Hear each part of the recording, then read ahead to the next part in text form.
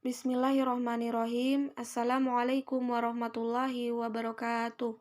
Alhamdulillahirabbil alamin wa bihi nasta'in wa ala umurud dunya waddin wassalatu wassalamu ala asyrafil anbiya'i wal mursalin amma ba'du. Baik, kami dari kelompok 13 akan mempresentasikan hasil dari tugas kami mata kuliah PKN dengan judul Nasionalisme dan Bela Negara di Indonesia. Yang pertama, pengertian nasionalisme.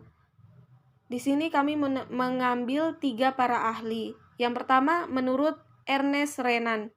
Beliau berpendapat bahwa nasionalisme adalah kehendak untuk bersatu dan bernegara.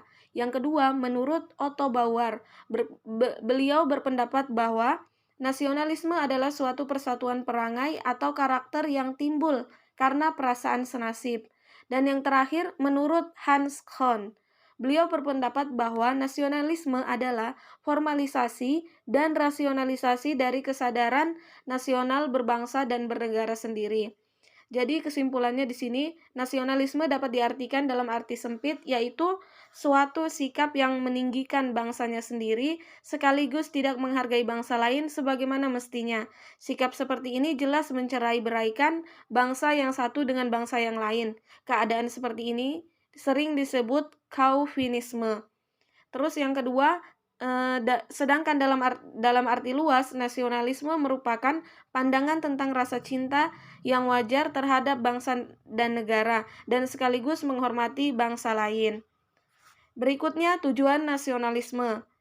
Yang pertama, menjamin kemauan dan kekuatan mempertahankan masyarakat nasional melawan musuh dari luar sehingga melahirkan semangat rela berkorban.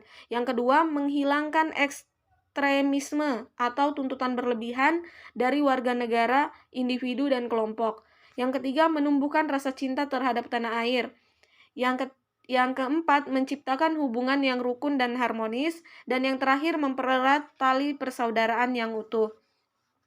Berikutnya, wujud sikap nasionalisme di Indonesia, yaitu cinta produk dalam negeri, ikuti upacara bendera, bangga akan bangsa dan budaya lokal, harumkan nama negara, mengamalkan Pancasila, dan mempromosikan Indonesia di sosmed. Berikutnya, pengertian bela negara. Di sini kami mengambil 3 para ahli. Bela negara menurut Undang-Undang Nomor 3 Tahun 2002 adalah sikap dan perilaku warga negara yang dijiwai oleh kecintaannya kepada Negara Kesatuan Republik Indonesia yang berdasarkan Pancasila dan Undang-Undang Dasar 1945 dalam menjamin kelangsungan hidup bangsa dan negara. Pengertian bela negara menurut para ahli, yang pertama menurut Haidir Basri. Beliau berpendapat bahwa bela negara adalah suatu sikap, tekad, serta tindakan warga negara yang teratur, menyeluruh, terpadu, dan berlanjut dengan dilandasi oleh kecintaan pada tanah air. Yang kedua menurut Darji Darmodiharjo. Beliau berpendapat bahwa di Indonesia pembelaan negara ini berlandaskan doktrin keamanan nasional serta berusaha menciptakan sistem pertahanan keamanan nasional. Dan yang terakhir menurut Purnomo Yusgiantoro, beliau berpendapat bahwa bela negara ini mengandung 4 hal esensial yang harus dibela, yakni yang pertama kemerdekaan dan kedaulatan negara, yang kedua kesatuan dan persatuan bangsa, yang ketiga keutuhan wilayah dan yurisdiksi nasional, dan yang terakhir nilai-nilai Pancasila dan Undang-Undang Dasar 1945. 5. Dasar hukum bela negara. Adapun dasar hukum bela negara ini ada 2, yakni yang pertama Undang-Undang Dasar 1945. Upaya bela negara diatur dalam pasal 27 ayat 3 dan pasal 30 ayat 1 dan 2. Pada pasal 27 ayat 3 berbunyi bahwasanya setiap warga negara berhak dan wajib ikut serta dalam upaya pembelaan negara. Kemudian pasal 30 ayat 1 berbunyi tiap-tiap warga negara berhak dan wajib ikut serta dalam usaha pertahanan dan keamanan negara. Dan ayat 2 berbunyi usaha pertahanan dan keamanan negara dilaksanakan melalui sistem pertahanan dan keamanan kekuatan utama dan rakyat sebagai kekuatan pendukung. Kemudian yang kedua yaitu Undang-Undang Republik Indonesia Nomor 3 Tahun 2002 tentang Pertahanan Negara. Undang-undang ini merupakan undang-undang pengganti dari Undang-Undang Nomor 20 Tahun 1982 tentang ketentuan-ketentuan pokok pertahanan keamanan negara Republik Indonesia.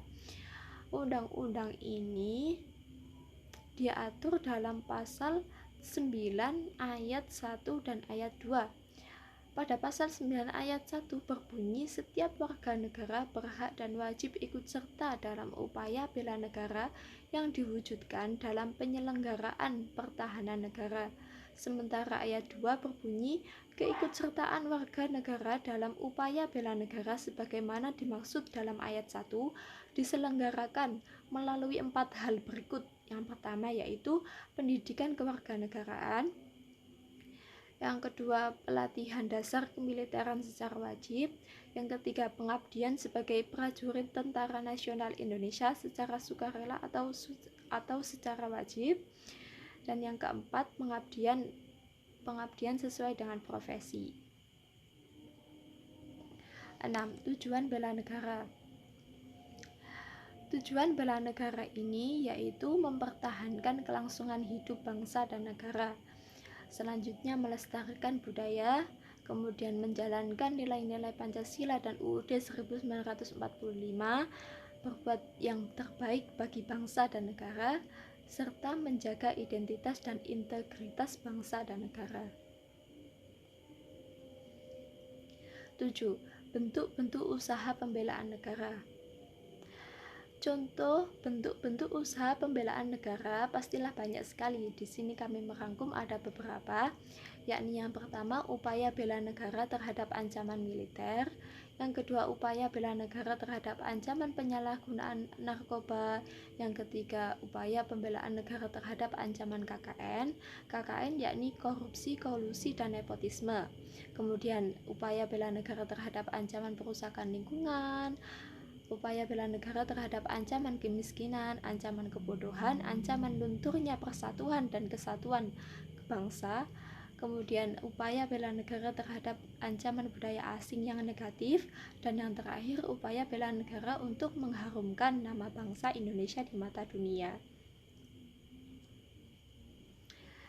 Demikian presentasi dari kami, kurang dan lebihnya kami mohon maaf yang sebesar-besarnya. Apabila ada salah kata maupun salah tingkah, kami juga mohon maaf yang sebesar-besarnya. Nun wal qalam yawma yasturun. Wassalamualaikum warahmatullahi wabarakatuh.